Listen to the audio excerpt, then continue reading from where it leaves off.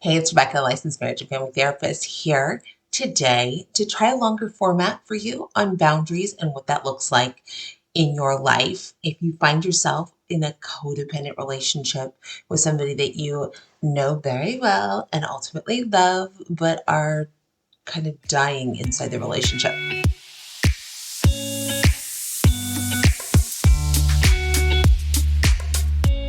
So, here's a little bit about how I became to be a therapist. I've always loved listening in on conversations. I think I was a spy during my childhood. My dad used to call me eagle ears and told me to go away. I wanted to know. I wanted to know why things were happening. And I just was always really, really curious with people and their stories. And I grew up and went to college and became a resident assistant in the dorms and loved listening to these women that I was living with and their own stories and their walks of life and just really cheerleading them on in their college journey. And that caused me to switch my major from at that time education to psychology with the goal of having a master's in marriage and family therapy so I could do therapy with individuals and couples and families, any kind of like dyads is what we call two people in a room or more. And that's when the journey kind of diverted. And it diverted because I met my ex-husband at the time. He was my boyfriend, and we got married pretty quickly afterwards. I was very young, but I also was probably pretty naive when it comes to what marriage was going to take. I am very capable. I actually am very smart. I can probably figure my way out of a bag pretty easily and found myself in a relationship pretty quickly that was going south. And I didn't know what I could do to fix it or to get it back on track. That ensued pretty much 13 years of my life, trying to untangle a mess that, again, I didn't really understand what I was in until somebody really sat me down and said, "This is what you're in." And I found myself in a very codependent relationship where I was trying to do all the work. I was trying to fix things. That's not to say that there weren't times when he was also trying to work towards a better relationship with me or for our family, but the majority of it was on me. And a codependent is somebody who tends to be very, very capable. We are actually very strong. I usually say to my clients who have more codependent tendencies, we could run small countries. We wouldn't want to, but we could do it if we wanted. And I found myself really like depleted, on the verge of a depression at that point, trying to figure out what was going on. It was a mom of two young kids and trying to do all the things that I just couldn't do. And found myself sitting in my therapist's office and I first session said, "I don't have time for you to get to know me. I'm in crisis. I need an action plan today and I need to know what to do." And he looked at me and said, "This is not normally how I work, but okay."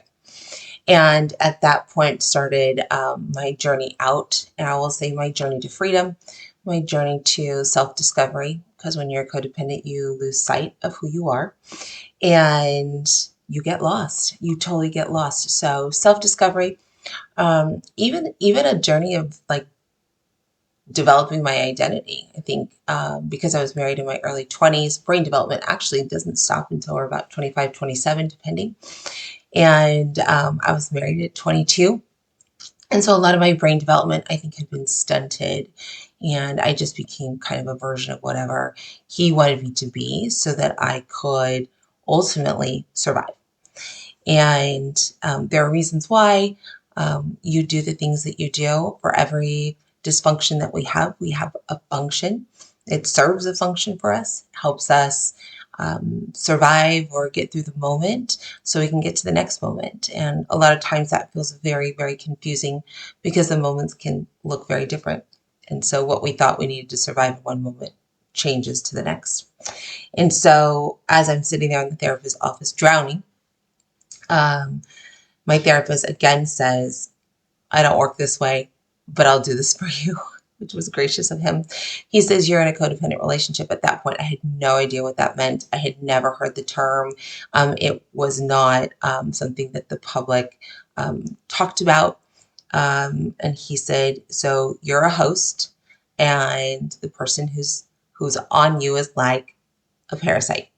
And the parasite needs you to live. The parasite needs you to sustain him.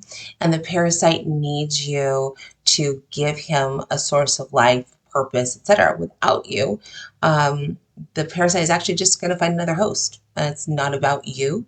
It's about what you give him. And I had a lot of light bulb moments going off. And ultimately he said, and the parasite doesn't care about the host. The host is just there to give the parasite what he needs, and then he moves on. Meanwhile, the host ends up dying, and the host ends up losing all energy, time, sense of self, just kind of collapses underneath the weight of having this parasite on them. And I thought, yeah, that's me. It's like one of those light bulb moments. And basically, I said, this is what I could pay you, because at that time I couldn't really afford therapy, but my therapist at the time was gracious enough to do a sliding scale for me. And I said, see you next week. And talking about the dogs. And I went back, and I went back for the next 10 years, and I still see him on and off, because he's just a part of my history and a person in my life who grounds me and brings me back to myself. And so I really just very much am grateful for the therapeutic journey. So fast forward into codependency. It is so hard to untangle codependent tendencies. And when we talk about them, it's something that is so deep within our nervous system. And going against the codependent tendencies actually feels so counterintuitive that we really don't know how we stay centered in the midst of that. So when you're reorienting your codependent tendencies, know that you're going to feel very wonky, very off balance. You're going to question yourself 1,000 times.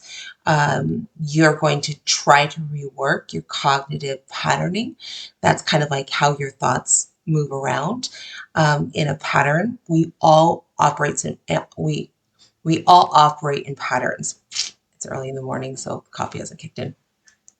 And as soon as we start seeing our patterns, and we start seeing our patterns here, and then we start seeing our patterns over here, all of a sudden we think okay, is it the situation that's bringing that pattern out in me, or am I hopping in so that I can be part of this pattern? That's a huge question to really think about. And do I seek these people out, or do they seek me out? I have to say it's a little bit of both. And when you start looking at these patterns in your life, it's awesome, because though it may be so disorienting, actually when you start to see it, your light bulb moment will be, oh, I get it. I get it, I get it, I get it, and I see it, I see it, I see it. Now, once you see it, the next platform that you have to get to is, why do I do this? What is the function of this dysfunction? If I hop into a relationship and I lose myself, and I'm going to be all the things that the person wants me to be, and I am there for them, and I'm giving to them, and I'm spending time with them, but I start feeling like it's not reciprocating. It's not coming back to me. Or I may say, hey, do you want to get together? And then they say not right now, not today, I'm not up to it. And then you're like, oh, wait a second, I did this, and it's not coming back. All of a sudden you start seeing all the energy going towards this other person with very little coming back. That is going to feel very, very abandoning. You're going to feel abandoned. You're going to feel rejected. You're going to think, what's wrong with me? Yeah. Don't go there. Your brain wants to go there because you're trying to figure out, what did I do to cause that? Nothing. Nothing. What did you do to cause it? Nothing. And then you're going to try again. You say, what about now? What about now? How about this? Can we do this? You want to watch football? Let's watch football. I'll watch football all day long. No problem. This is great. Amazing. Meanwhile, inside you're like, I don't want to watch football, but I want to watch football. It's okay. We watch football.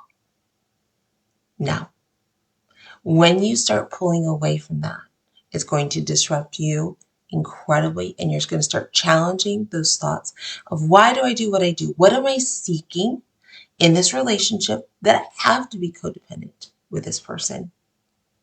What am I seeking? Maybe it's acceptance, maybe it's love, maybe it's not being alone, maybe it's fearing that you'll never find somebody.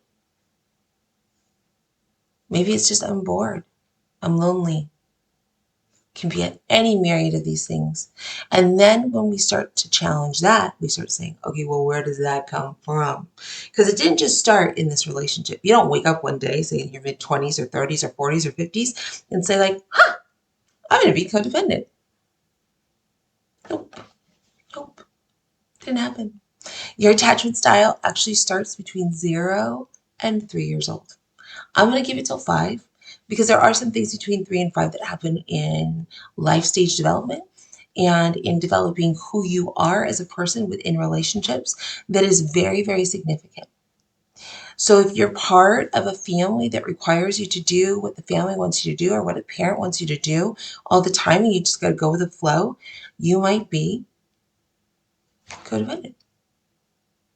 If you were raised by somebody who is really like very controlling of you, who had high standards of you, who had great expectations of you, you might be codependent.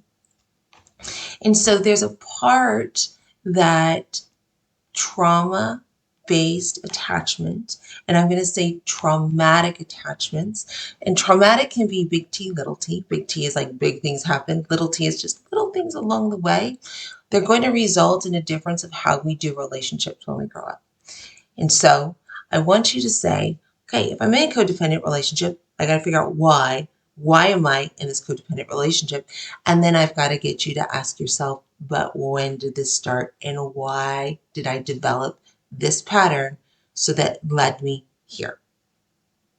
If you can go backwards and understand really what the little you needed back in the day that they didn't get, that they're seeking, now we can reorient you not to want to get the thing from the person that you're focused on, but how do I get that thing from number one, me as a resource, and number two, from more healthy relationships that I'm going to really derive health and wellness from, and a sense of connection that does not have manipulation as part of it. This is the source of healing. And this is the exciting part of really diving into your history. Don't ignore your history. I really don't want you to, because you've got to figure out how you got here. If you figure out how you got here, then all things are going to make sense. I promise you, you make sense. 100%. And when you make sense, then you're going to say, oh, now I understand why I did that. I chose this. I went here. I avoided this. This has been limiting me this whole entire time. So excited for you to start undoing what has been doing this whole time so that you can live a life more authentic to yourself. This is the key to mental health. And I'm even going to say mental health, physical health, relational health, future health. You are worth this. You are worth this journey into your past so that you can determine how you want to move into your future more fully and authentically as you. I'm so excited that you're here. I'm so excited to be on this journey with you. I am not your therapist. I'm just somebody who's walked the road with you. And I am really, really honored to share my story in bits and pieces. I'm a little protective of some of my story just because I have kids and I am very aware that they have their own story as part of this. I am remarried. I am remarried to a great man who I am not codependent with, or two very healthy individuals who have done their own work. And we continue to always move towards a healthier relationship. Marriage doesn't say we've made it. Marriage says, oh, and now we're on the next part of the journey. So I'm so glad you're here. Like, subscribe. I would love to hear your comments about being in a codependent relationship or seeing codependent patterns. We'll get into it more so as we move through the series. And if you have any questions, obviously be careful of what you share at the bottom. Can't control your privacy here. And again, if you have deeper questions, seek out a therapist. I want you to walk with somebody who is willing to hear your story and see life through your eyes and give a little perspective to the patterns that they're seeing as you share your story, and to help you again to the road of healing. And healing doesn't mean that there aren't scars, but healing just means that there's better. I hope you're well. Thank you so much for taking the time to be here, and see you soon.